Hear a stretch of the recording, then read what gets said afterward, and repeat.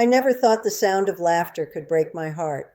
But that morning, when I heard my grandson laughing on the phone in the kitchen, the same kitchen where I once taught him to make corn stew, where I whispered stories to keep him brave during storms, that laughter felt different, almost cruel. My name is Odina, and I'm 78 years old. My bones creak like the old porch steps, and my hands tremble more than they used to. But my mind still remembers everything, every promise, every smile, every lie that came dressed as love. I raised my grandson, Eli, after my daughter passed away when he was just 6. His father was never around, too busy chasing things that never mattered. So it was me, just me, an old woman with nothing but a small house and a big heart. I gave him everything I had, my savings, my time, my trust. I told him, "This house will be yours one day, Eli. It's not much, but it's built with love." He'd hug me tight and say, "I don't care about the house, Grandma. I just want you." And I believed him. That morning started like any other. The light came in soft through the curtains, painting my living room in gold. I was sitting in my rocking chair mending an old quilt when I overheard him talking in the kitchen. His voice was low at first, but then he said something that froze me in place. "Yeah, the papers are almost ready. She won't even notice until it's done." I stopped breathing. My needle slipped from my fingers. The papers? I didn't know what he meant, but the tone in his voice told me it wasn't good. My heart began to pound, a dull ache spreading through my chest. I leaned closer, careful not to make a sound. "She doesn't understand market value," he said, laughing softly. "Once it's sold, she'll think it's just taxes or some legal stuff. Old people never get it." Old people, my own grandson, talking about me like I was a fool. The walls felt like they were closing in. My ears were ringing, my hands shaking so badly I could barely hold the quilt anymore. I wanted to believe I'd misheard, that maybe he was talking about someone else. But deep down, I knew. He came out of the kitchen a few minutes later, smiling that same sweet smile he always gave me. "Morning, Grandma," he said, leaning down to kiss my forehead. And in that moment, I almost forgot everything I'd just heard. That's the thing about love. It makes you blind even when your eyes are wide open. I smiled back, forcing my voice to stay steady. "Morning, Eli. You're up early." He shrugged. "Got a few calls for work." "Work?" I asked softly. "You mean the new job you mentioned last week?" He nodded, looking away. "Yeah, something like that." He poured himself coffee, humming a tune like he had no care in the world. I watched him, memorizing every movement, every lie hidden in his calmness. That boy, no, that man, had been my reason to keep breathing after everyone else was gone. After he left for the day, I sat there for hours, staring at the empty doorway. My heart wouldn't stop whispering, "Maybe you misunderstood." But my gut said otherwise, so I called the county office. My hands shook as I dialed. "Hello, this is Odina Greyfeather. I just need to check something about my property records." The woman on the other end clicked her keyboard. "Yes, Ms. Greyfeather. I see your file here. It looks like there's a pending ownership transfer request. Filed last week." The world went silent. "Pending transfer?" I asked quietly. "Yes, ma'am, signed under joint authorization. Your name and Elijah Greyfeather?" I dropped the phone. It clattered against the floor as my chest tightened. My own grandson. He'd forged my signature. I remember whispering, "No, no, he wouldn't do that. He wouldn't." But he did. I picked the phone back up, my voice trembling. "Can you cancel it?"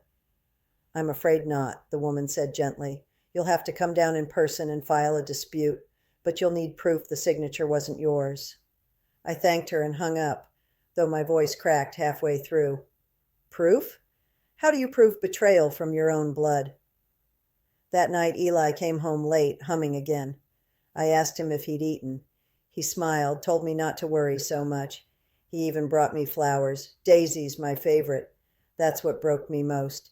He was kind, loving, thoughtful, all while stealing the ground from under my feet. I went to bed early, pretending to be tired, but I didn't sleep. I stared at the ceiling, remembering every promise he ever made, every time he called me his guardian angel. And now my angel wings were being traded for paper. Tell me something, dear listener. If the person you loved most in this world betrayed you, would you confront them? Or would you wait, watching quietly, hoping there's still a reason behind the cruelty? Because that night I didn't know which one I was strong enough to do. But I knew one thing for sure. I wasn't ready to lose my home. Not to him, not to anyone. The next morning the sun rose the same way it always did, gold light stretching over the hills, kissing the tops of the trees outside my window. But something inside me had shifted. I could feel it deep in my bones, that kind of ache you don't get from old age, but from heartbreak, the kind that makes your hands tremble even when you're still. I got up before Eli, my feet dragging slightly against the wooden floorboards that had known my every step for 50 years. This house, it wasn't just a roof or a set of walls. It was memory made solid. Every scratch, every creak, every faded photograph on the wall had a story attached to it. And now he wanted to sell it? My late husband, Samuel, had built this home with his own hands after we married. We'd raised our daughter here. We'd laughed, cried, buried, and bloomed here. And now my grandson, my only living kin, wanted to take that from me. I put on the kettle, though my stomach felt too twisted for tea. My hands shook as I reached for the old biscuit tin where I kept my important papers. Birth certificates, insurance forms, property deeds. I sat at the table and laid them all out. Every single paper smelled faintly of dust and time. I scanned through until I found the deed to the house. My signature was clear and steady, written back in 1974. I knew exactly how my name looked, and I knew the one the county woman mentioned couldn't possibly be mine. Still, I needed to be sure. I decided I'd go to town that day, to the county office, just as she'd said. I told Eli I had to run some errands. He didn't ask what kind. He was on his phone, pacing back and forth, laughing again. That laughter, it used to be music to me. Now it sounded like a knife scraping against glass. Eli, I said softly, you'll be home later tonight, won't you? He nodded, still scrolling through something. Yeah, Grandma, why? I forced a smile. Just making sure. Thought I'd make that stew you like. His face lit up, and for a moment he looked like my little boy again. The one who used to sit on the counter swinging his legs, waiting for a spoonful before dinner. Thanks, Grandma, he said, giving me a quick kiss on the cheek. You're the best. And then he was gone. The drive to the county office took longer than usual. My old truck rattled with every turn, the radio crackling faintly with old country songs. I used to love that sound, but today I drove in silence. My fingers clenched around the steering wheel, every mile adding weight to my chest. When I arrived, the young woman at the desk recognized me from my call. Ms. Greyfeather, right? She asked kindly. Come on in. She led me to a small room and pulled out the digital records. I watched her fingers dance over the keyboard, and there it was, my name, my property, my home, and right below it, a pending document. May I see it? I asked. She nodded and printed a copy. My eyes fell on the second page, and there it was, my signature. Only it wasn't mine. The loops were wrong. The pressure was too light. I'd been writing that same signature since I was 16. I knew every curve of it. This isn't me, I whispered, tracing the ink. He forged it. The woman gave me a sympathetic look. You'll need to file a dispute right away. There's a form you can fill out here. Once submitted, it'll freeze the transfer process until an investigation's done. I filled it out right there, my old fingers struggling to write steadily.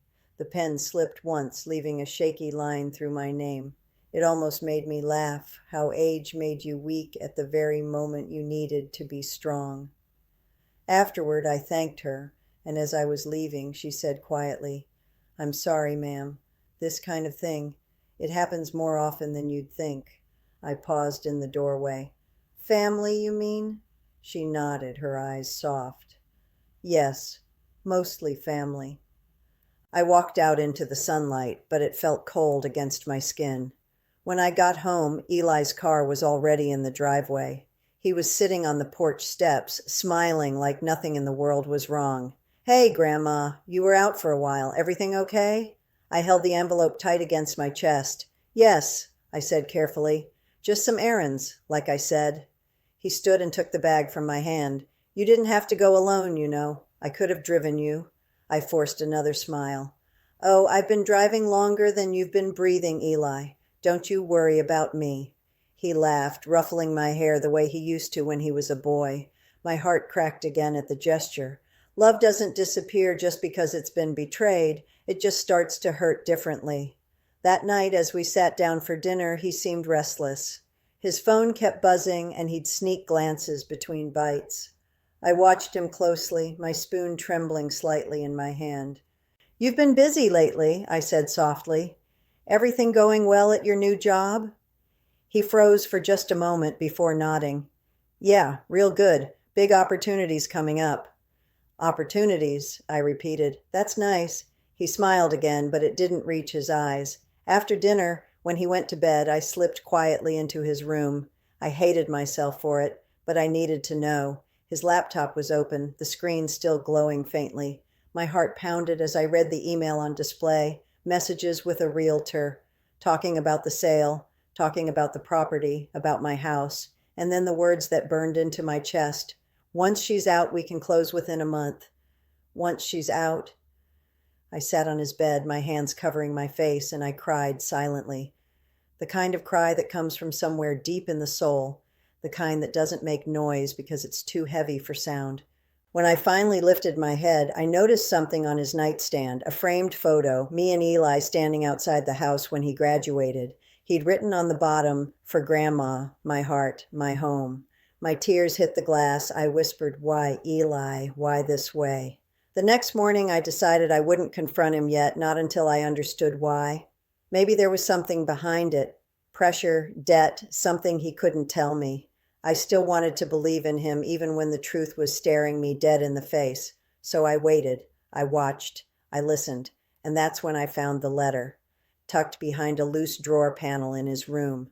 My fingers brushed it by accident when I was cleaning. The envelope was addressed to him, from a law firm in the city. My name was on it too, typed neatly under his. I hesitated only for a moment before opening it. The first line made my blood run cold. Regarding the inheritance transfer agreement and compensation terms for Ms. Odina Greyfeather's estate, inheritance transfer, compensation terms, estate. I read it twice, 3 times, and by the end I felt my knees give out. It wasn't just about the house he was planning for after I was gone. That night, when I looked at Eli, I didn't see my grandson anymore. I saw a stranger wearing his face. Tell me something, my dear listener. How do you forgive a betrayal like that, when it's not just your trust they've stolen, but your very existence they've started erasing piece by piece? Would you still try to understand them, or would you finally start to fight back? Because as I sat there in that quiet, flickering light, I knew one thing. This old woman wasn't done yet. That night, I didn't sleep, not a wink.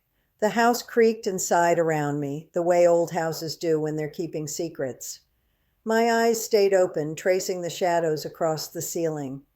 I kept hearing his voice, the little boy he used to be, calling me Nana, as he ran barefoot through the garden. But then I'd see the man he'd become, the one writing my name on forged papers, the one who planned for my death like it was a date on a calendar. By dawn, I had made up my mind. I wasn't going to shout or cry anymore. Those were luxuries of the heart, and my heart was too bruised to waste another tear.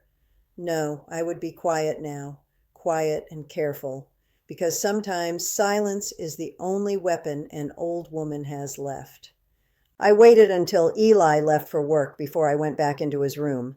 My hands were steady now. I went through every drawer, every box, every folder, looking not for revenge, but for understanding, for why. And then I found it, a stack of printed emails hidden beneath a pile of bills. I sat on the edge of his bed, my glasses slipping down my nose, and began to read. There were letters from the same law firm back and forth over the past few months. Some were about the sale, others about something called a transfer agreement. And then there was one that made my stomach turn to ice. Once the property is sold and transferred, Your debt will be cleared and you'll receive the remainder of the agreed amount. Debt. That word glared up at me like a wound. So that was it. He wasn't selling my home because he wanted to hurt me. He was drowning, and I hadn't even seen it. My poor boy was in trouble, and instead of coming to me, he chose to sacrifice the only thing that ever loved him unconditionally. My hands trembled as I folded the letters back into the drawer. I made myself a cup of coffee and sat at the kitchen table. The morning light felt colder that day. My heart felt torn between fury and pity. I wanted to shake him, to make him see what he was doing. But I also wanted to hold him, tell him he didn't have to do it alone. When he came home that evening, I watched him from the window. He looked tired, his shoulders slumped. That boy who once carried the world in his laughter now seemed crushed beneath it. For a fleeting moment, I almost went to him. But then I remembered the forged signature, the emails, the letter planning for my estate, and that stopped me cold. At dinner, the silence between us stretched long and heavy. He avoided my eyes, tapping at his phone again. I took a sip of water, cleared my throat, and said softly, "Eli, what would you do if I left you something, for your future?" He froze. His eyes darted to mine for a second, and then he smiled, that practiced smile of his. "Grandma, don't talk like that. You're going to live forever." "Forever's a long time to live alone," I said, watching his reaction closely. He looked away. "Don't say that. You'll always have me." The irony almost choked me. After dinner, I went out to the porch. The stars were out, and the wind whispered through the trees. I sat there in the old rocking chair, the same one Samuel had made for me on our 5th anniversary. The wood was worn smooth from years of comfort. It creaked softly under my weight, a sound that somehow matched the rhythm of my heart. I thought about calling the police, about reporting the forgery. But then what? He'd go to jail, my grandson, my last living family. I'd lose him either way. So instead, I did what I've always done when the world felt too heavy. I prayed. Not for punishment, but for truth, for clarity, for a sign of what to do next. And sometimes prayers come in strange forms. Because the very next morning I got a visit from someone I hadn't seen in years. Her name was Maggie, my late daughter's best friend. She was one of the few people who still came around after the funeral. She showed up unannounced, holding a bag of muffins and that same gentle smile she'd always had. "Odina, you look tired," she said, sitting down beside me at the kitchen table. "Everything all right?" I tried to brush it off, but something in her eyes made me pause. Maybe it was time to tell someone who could see clearly when my heart couldn't. So I told her everything. About the call, the papers, the forgery, the emails, every single thing. When I was done, she sat there in silence for a long while. Finally, she reached across the table and took my hands. "He's in deep trouble, Odina, and you can't fix this by pretending it's not happening." "I'm not pretending," I said softly. I don't want to lose him." Maggie's eyes were kind but firm. "You already have. You're just holding on to the ghost of who he was." Those words stayed with me long after she left. That evening, as the sun set over the hills, I stood on the porch and watched the shadows stretch across the land. This house had seen everything: love, laughter, loss. Maybe it was time it saw justice too. But justice has a way of cutting deep, doesn't it? Tell me something, my dear listener. If the person you love most betrayed you, but you found out they did it out of desperation, would that change anything? Would you forgive them, or would you still make them face the consequences because I was about to make that choice, and whatever I chose would change everything? I waited until the next evening to confront him. The sun was dipping low behind the hills, casting a honey-colored glow across the porch. I could see his car coming down the gravel path, slow and heavy, like even the earth didn't want to carry him home. My chest felt tight, but my mind was clear. For the first time in days, I wasn't afraid of what I'd say. I was afraid of what I might hear. He parked, sat there for a while, head down, both hands gripping the steering wheel. I watched him from behind the curtain. My grandson, the little boy who used to chase fireflies and fall asleep on my lap. Now he looked older than his years, tired, trapped. When he finally came inside, I was sitting at the kitchen table, a stack of papers in front of me, the same ones I'd found in his room. The air between us went still. "Eli," I said softly, my voice trembling just a little. "Sit down." He froze, eyes darting from the papers to me. "Grandma, what's all this?" "Sit," I repeated. He hesitated, then slowly took the chair across from me. I could hear the faint ticking of the clock on the wall, like it was counting down the seconds of what used to be our love.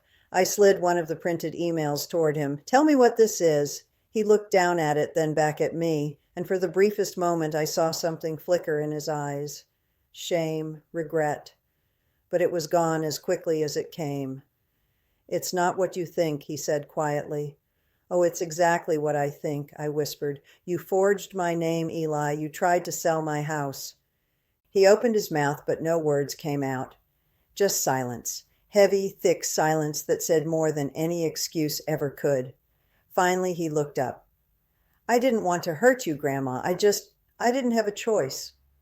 "No choice?" I repeated. "You always have a choice. You had a choice to come to me, to talk to me, to trust me. Instead, you decided to betray me." He buried his face in his hands. "You don't understand." "Then make me understand," I said, my voice breaking. "Because right now, all I see is a boy I raised with love, turning into a man who'd throw me away like I never mattered." He took a shaky breath. "I got into debt, okay?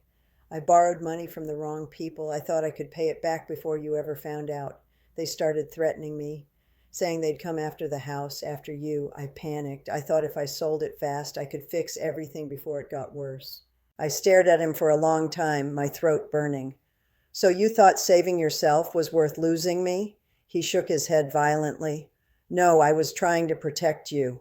"Protect me," I said, my voice rising for the first time. "By stealing from me? By erasing me from my own home? That's not protection, Eli. That's betrayal." He flinched at the word. It echoed between us, sharp and final. "I was going to tell you," he whispered. "After it was done, after the papers cleared, I didn't want you to worry." "Oh, I'm not worried, my boy," I said softly. "I'm heartbroken." His eyes filled with tears. "Grandma, please. I didn't mean for it to go this far." But it had. I stood slowly, my knees creaking. "Do you know what this house is, Eli? It's not just wood and walls. It's memories. It's your mother's laughter. It's your grandfather's hands, building it nail by nail. It's every birthday, every Christmas, every storm we survived together, and you were ready to sell it like it was nothing." He wiped his face, sobbing quietly. I didn't see another way. I looked at him, really looked. And for a fleeting moment, my heart softened. I saw that frightened little boy again, the one who used to crawl into my bed during thunder and ask, "Will everything be okay, Grandma?" And I used to answer, "As long as we have each other." But now, we didn't have each other anymore. I took the documents and tore them in half, one by one. The sound was sharp, echoing through the room. "It's over," I said.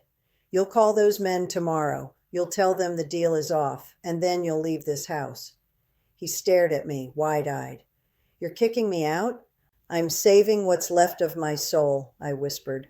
"And maybe yours too." He started to speak, but I raised my hand. "No, Eli, not tonight. I've heard enough lies for one lifetime." He stood, trembling, tears streaking his cheeks. For a long moment, neither of us moved. Then he turned and walked out, slamming the door behind him. The sound echoed through the empty house, rattling every memory from the walls. I stood there staring at the torn papers scattered across the table. The silence afterward was deafening. My chest felt hollow, like something sacred had been ripped out and thrown away. I sat down, my hands trembling, whispering to the empty room. "What happened to you, my boy? Where did I lose you?" Outside, the wind picked up, carrying the smell of rain and earth. It felt like the sky itself was grieving with me.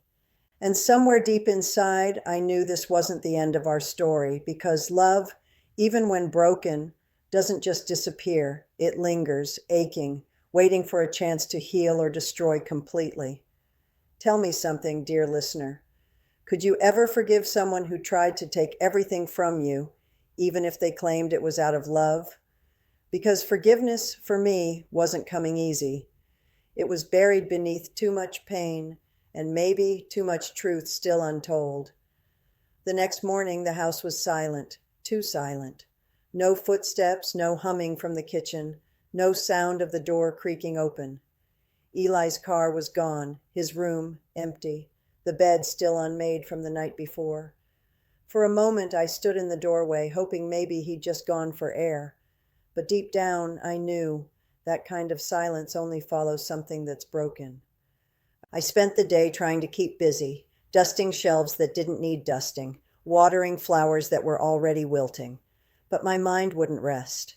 I couldn't stop wondering, where did he go? Was he safe? Was he angry? Did he even care anymore?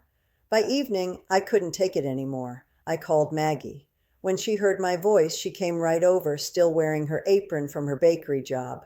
We sat in the kitchen, the same spot where I'd confronted Eli just a night ago. He's gone, I told her. Her face softened. Odina, maybe it's for the best. He needs time to think. Time to think doesn't take a packed suitcase, I whispered.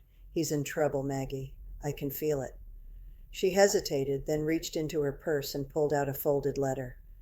I wasn't sure if I should show you this, she said softly. My fingers trembled as I unfolded it. It was addressed to me, my name written in Eli's uneven handwriting. Grandma, if you're reading this, I'm sorry. I know what I did can't be forgiven, but please know I never wanted to hurt you. I just wanted to fix the mess I made.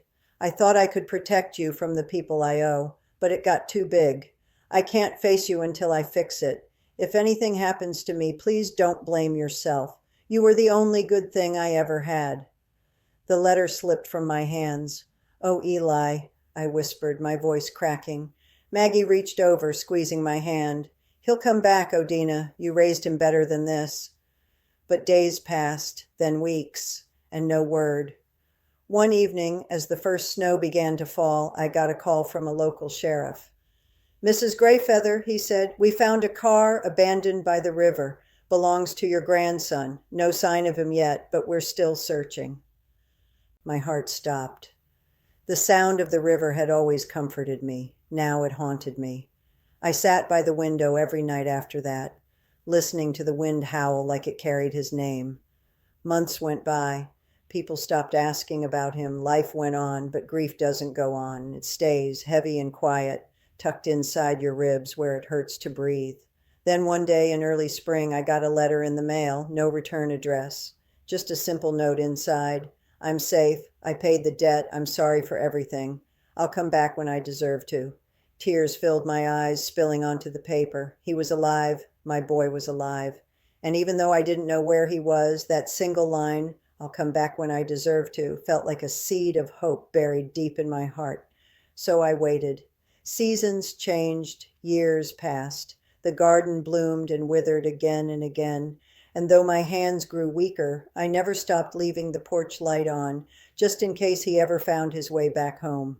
Sometimes when the wind blows just right, I swear I hear footsteps on the gravel path, soft, hesitant, familiar. Maybe it's my heart playing tricks, or maybe, just maybe, love has its own way of finding its way home. And to you, dear listener, if you've ever been betrayed by someone you raised, someone you'd have given your last breath for, tell me, do you believe people can truly change? Or do we just learn to forgive because holding on hurts too much? If this story touched your heart, please don't forget to show a little love back. Like this video, share it with someone who's been through a betrayal they never saw coming, and tell me in the comments, what would you have done if you were in my place? Would you forgive, or would you close the door forever? And if you believe that even the deepest heartbreaks can still teach us something about love, subscribe, my dear one, because here we don't just tell stories, we heal through them. Now go, hold your heart gently tonight. You never know who's still out there trying to find their way back to your light.